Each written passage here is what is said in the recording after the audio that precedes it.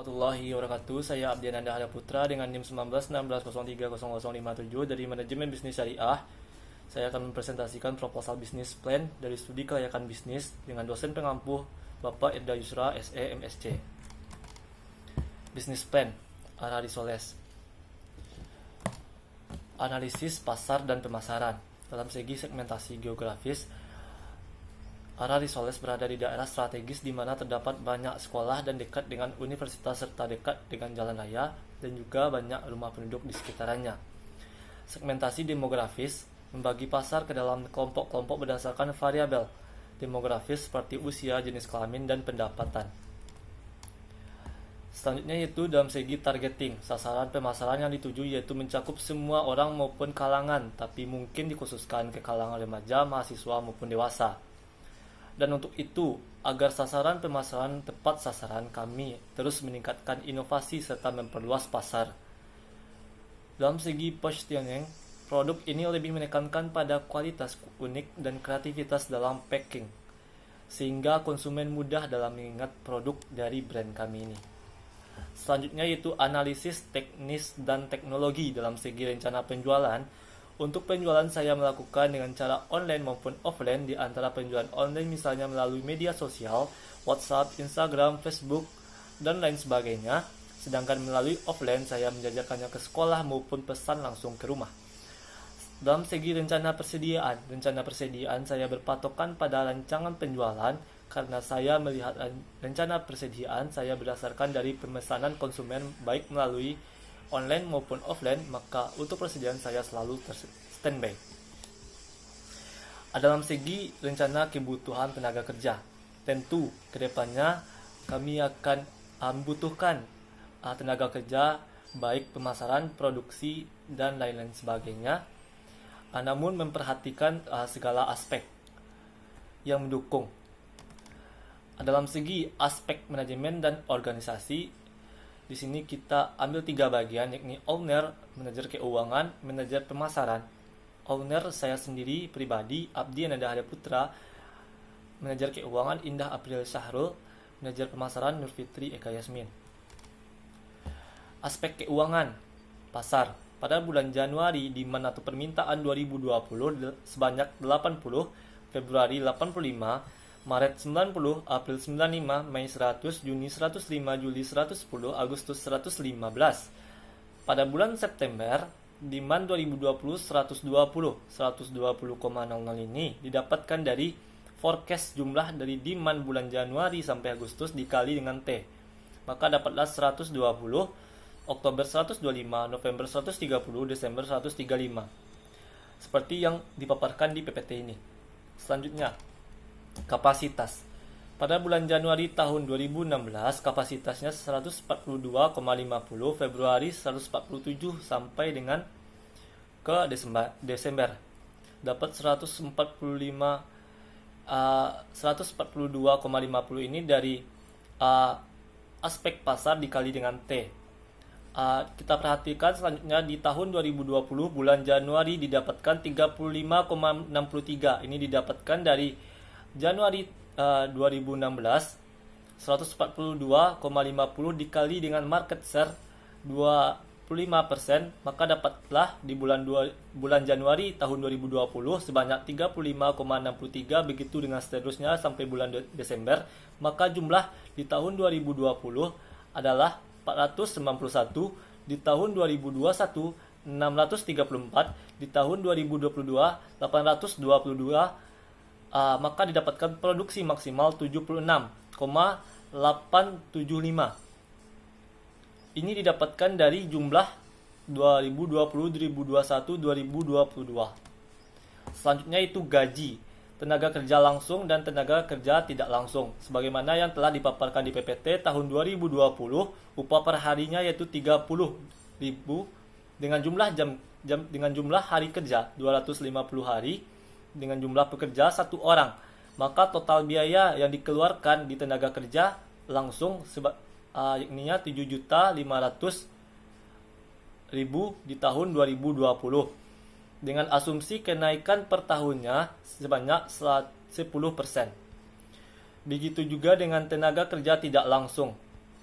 Di sini ada owner, staf pemasaran, staf keuangan dengan masing-masing satu orang dengan gaji per bulan owner 2.500.000, staf pemasaran 1.500.000, staf keuangan 1.500.000 juga.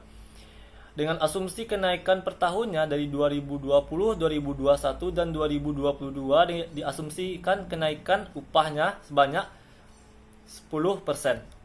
Sebagaimana yang telah dipaparkan di PPT ini. Selanjutnya itu investasi atau aktiva berwujud.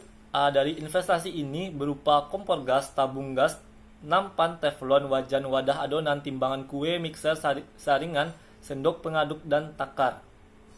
Dengan masing-masing jumlah kompor gas 1, tabung gas 1, nampan 5 unit, teflon 2 unit, wajan 2 unit, wadah adonan 1 unit, timbangan kue 1 unit, mixer 1 unit, saringan 1 unit, sendok pengaduk dan takar 2 unit. Dengan nilai sisa 20% dengan depresiasi dengan total 333.333 rupiah. Dengan total investasi juga 910.000 rupiah. Sebagaimana yang telah dipaparkan di PPT ini. Selanjutnya, biaya produksi. Biaya produksi diasumsikan kenaikannya 10%, maka biaya tenaga kerja langsung telah dipaparkan di PPT ini sebanyak 7.500.000, di tahun 2021 8.250.000, di tahun 2022 9.075.000. Perbedaan dari tahun ke tahun ini didapatkan dari kenaikan asumsi 10% inilah. Begitu juga dengan biaya tenaga kerja tak langsung, bahan baku, plastik, kemasan, transportasi dan BBM, listrik, depresiasi. Dengan jumlah di tahun 2020 biaya produksinya yakninya 175.379.475, di tahun 2021 223.916.828 rupiah, di tahun 2022 291.488.418. Selanjutnya yaitu bahan baku plastik kemasan dengan asumsi kenaikan per tahunnya yakni 10%, sebagaimana yang telah diperlihatkan di PPT ini. Total kebutuhan dana tahun pertama, total investasi ditambah biaya produksi tahun pertama sebanyak 176.289.475 rupiah. Selanjutnya yaitu sumber dana. Sumber dana, kebutuhan dana 176.289.475 rupiah, modal sendiri 126.289.475 rupiah, dengan pinjaman 50 juta, dengan asumsi atau bunga kredit yang didapatkan 5% dengan jatuh tempo 2 tahun. Pembayaran bunga pokok dan sisa sebagaimana yang telah saya paparkan di PPT ini. Selanjutnya itu HPP atau harga pokok produksi. Persediaan bahan baku, persediaan awal dengan 0, pembelian 98.279.475 rupiah, saldo akhir 0. Maka total biaya bahan baku 98.279.475 rupiah. Persediaan barang dalam proses atau work in process atau WIP, persediaan awal 0 rupiah, total biaya bahan baku 98.279.475 rupiah. Biaya tenaga kerja langsung 7.500.000 rupiah, saldo akhir 0, maka total biaya WIP atau work in process 105.779.475 rupiah. Biaya overhead pabrik, biaya transportasi, BBM, biaya listrik, depresiasi, administrasi, pemasaran, tenaga kerja tak langsung, biaya maintenance 5% sampai 10% dari investasi, maka total BOP yang didapatkan dari paparan atau dari analisis saya ini yakninya sebanyak 76.200.000 rupiah. Maka dengan harga pokok produksi atau HPP sebanyak 181.979.475 rupiah. Selanjutnya itu persediaan barang jadi. Persediaan awal Rp0, harga pokok produksi Rp181.979.475, barang tersedia untuk dijual Rp181.979.475. Dengan saldo akhir harga pokok penjualan Rp181.979.475. PPN 20%, maka Rp35.395.895. Total harga pokok penjualan didapatkan atas pengurangan tersebut sebanyak 200, atas penambahan maksudnya sebanyak Rp218.375.370 dengan volume produksi 491 unit. Harga jual produk didapatkan setelah dibagi, maka didapatkan Rp444.530. Lanjutan HPP atau harga pokok produksi, persediaan barang jadi, yang saya telah paparkan tersebut. Selanjutnya yaitu rugi laba. Pemasukan hasil penjualan Rp218.375.370.